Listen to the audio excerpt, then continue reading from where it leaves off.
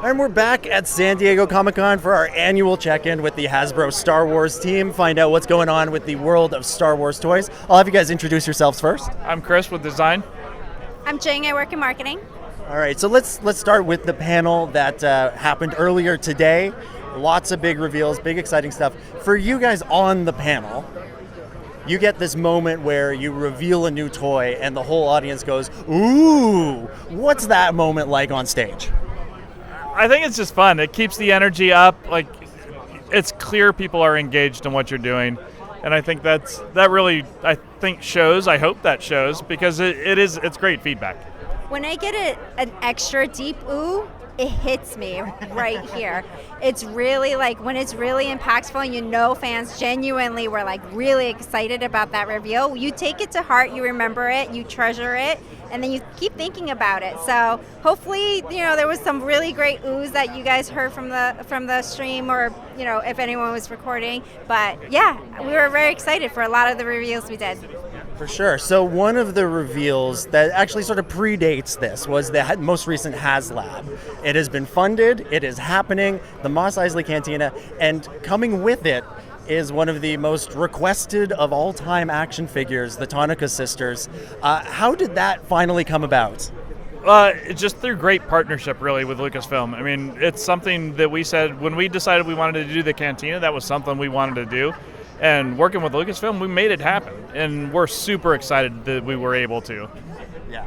And, you spoke a lot about the partnership with Lucasfilm today. That was something that really was hammered home during the panel. Well, and it's nice when they're here, they show up. I mean, you guys see, they're partners all the way through this. Yeah, absolutely. And one thing that was really cool with the Acolyte figures that are sort of behind you, if we sort of lean in there. Yeah. Here you've got some retro ones and some TVC ones over there behind you. So. Yeah, exactly. We got Acolyte everywhere. But the figures came out at the same time as the show. This is something that as fans and collectors, people have been asking for a while. Can you talk a little bit about the process and how you were able to make that happen for this show, whereas other shows it's been a little bit more of a challenge? Well, partnership is key. It's a big part of it, and I think the past year when we were here at Celebration, there were some entertainment industry things going on at the time that were preventing other stuff, but we were still working on things in the background and working with our partners to continue to deliver stuff in a timely fashion, and this is some of that stuff. I mean, I think we've said before, it's 12 to 18 months to work on toys, so the things you guys are seeing here are things we were working on a year ago. So. And there were lots of even more cool characters, a lot of cool characters. I know a lot of fans were asking, where's this figure that we saw, that guy, everything along those lines. I would say we had a lot of figures that came out when the show came out. We also pipelined some too. There's the future that would continue to build upon more and anything that we see, especially if we feel like fans really ask for or want it, demand it. And speaking of the Acolyte, you did reveal the Black Series figure for the greatest new Star Wars character of all time, Basil. I knew you were going to say that. Basil, I tell you, when I saw Basil on screen, I was like, this is the character I have been waiting for.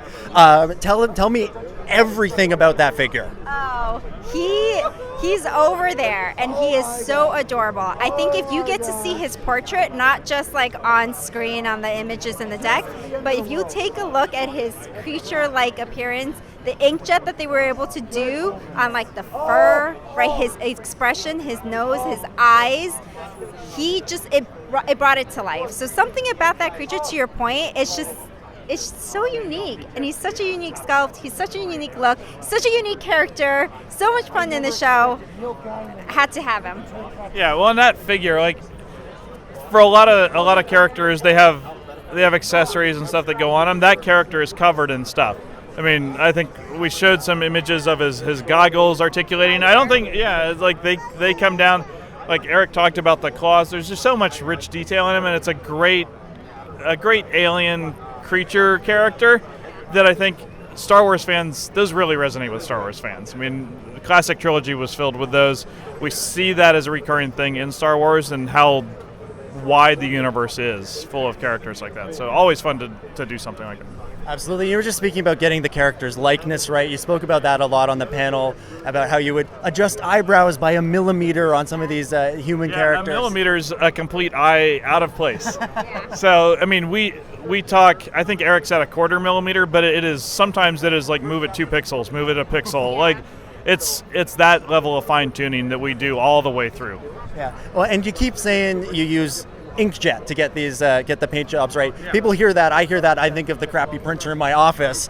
Can you go into a little bit more detail about what that entails for these figures? Yeah, the inkjet process that we use, the printers use a UV setting ink.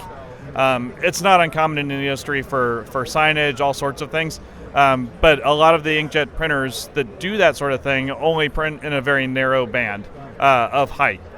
Like the printers we use are designed to print a little deeper, so within the depth of a face, you can still print and still get good detail and that sort of thing. But as it prints ink, and then there's a UV light that comes across and sets that ink. So it's dry instantly, and it's the same tech in a way as people's home inkjet printers, but different types of ink, more durable, like safe to use, that sort of thing. So. And it's what gets us those creature-like appearances and like the portrait of humans or other as well, but it lets us to do things like creatures too, and they look so good, like for the face. And it's like Vernestra, we talked about her character, the details on her head are printed with the inkjet, and just the subtleties of those. And sometimes it's like the little lines on faces or a little bit of blush on a cheek, where in traditional painting techniques, that's virtually impossible to do in that level of subtlety. But with the inkjet, it allows us to explore and tune that. That's incredible. You mentioned Vernestra, obviously very exciting character from the High Republic books, coming out as a Black Series figure from the Acolyte. Has there been any thought? Now, I remember back in the day there would be comic packs and that sort of thing. Has there been any thought? I know you can't really answer this, but has there been any thought to perhaps? I'm just throwing. I'm publishing pack. Yeah, a publishing down here. Yes, like you've done this Last Command pack. If there could be one of those with, say, Avar Chris, Elzar Man, characters like that. Is that something that, like, have you just thought about that potentially?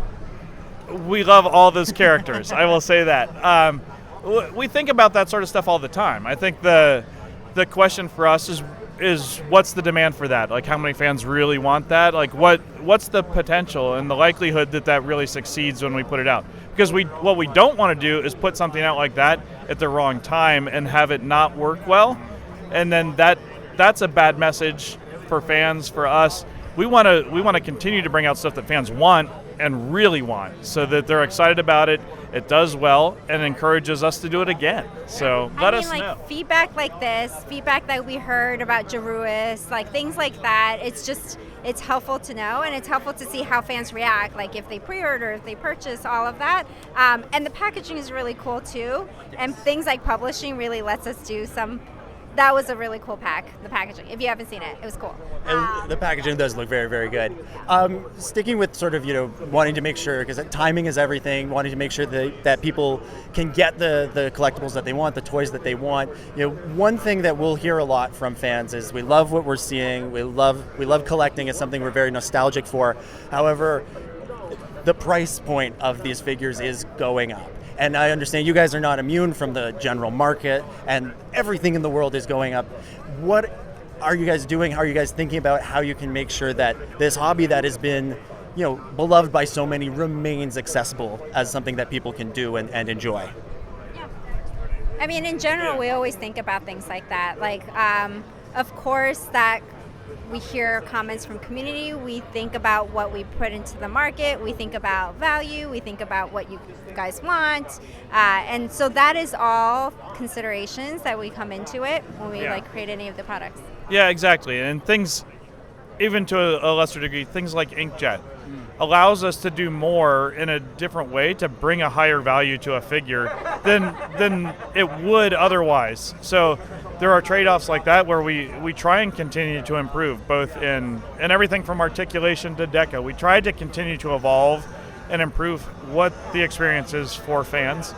So, and I think, excuse me, in trying to balance that with cost because everybody understands like cost is going up, and I know it's hard, but I mean, a lot of us, I mean, I still think about action figures as being $3. Action figures have not been $3 for a very long time. But like, so I get that there's sometimes a hurdle to that understanding.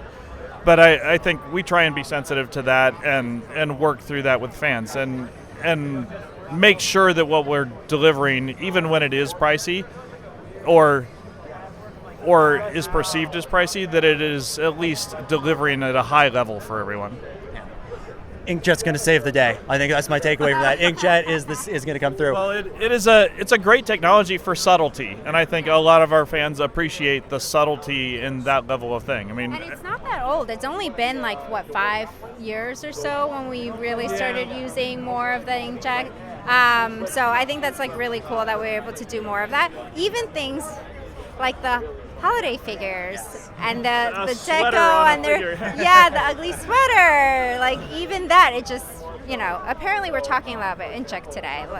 I love it, and I'll say I love those holiday figures. I'm one of the ones that last year when you were revealing new ones, I was right there, ready for them. A couple over here. Yeah. They're looking good. One thing I noticed in the reveals today there was a lot of stuff that was, they're basically play sets, like the reveal of the armorer and her armory, the blurg. Is there maybe a little bit of a move towards doing not just figures but also like whole sort of scenes, whole settings? Well, I don't think.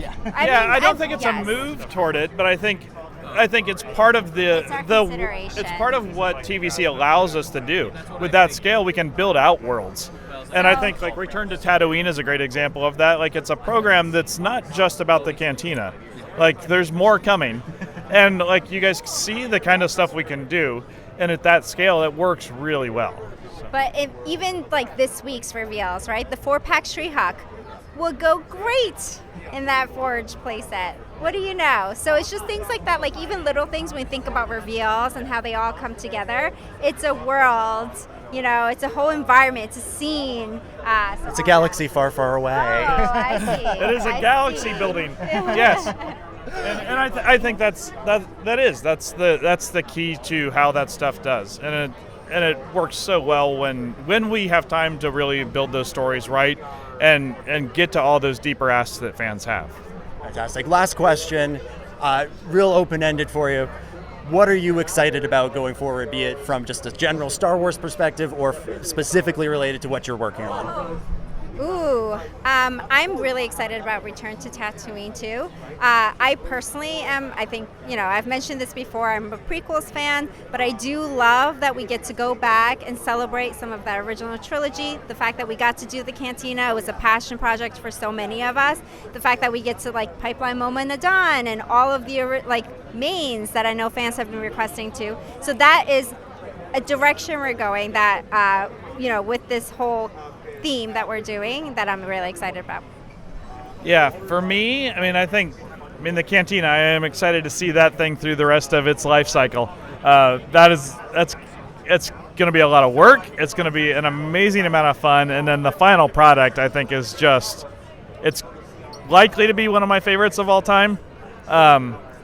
But other stuff that I personally am excited about, it's actually right over my shoulder here, like getting into the prequels in a retro collection. I've been vocal about that before. I'm very passionate about my classic Kenner figures, and continuing that and being lucky enough to work on this line and bring characters that are meaningful like that forward but backward at the same time into the retro collection. That's one of my personal favorites. That's fantastic. Well, thank you guys so much. Enjoy the rest of your Comic-Con, and we'll see you next year. Yeah. Thank you guys.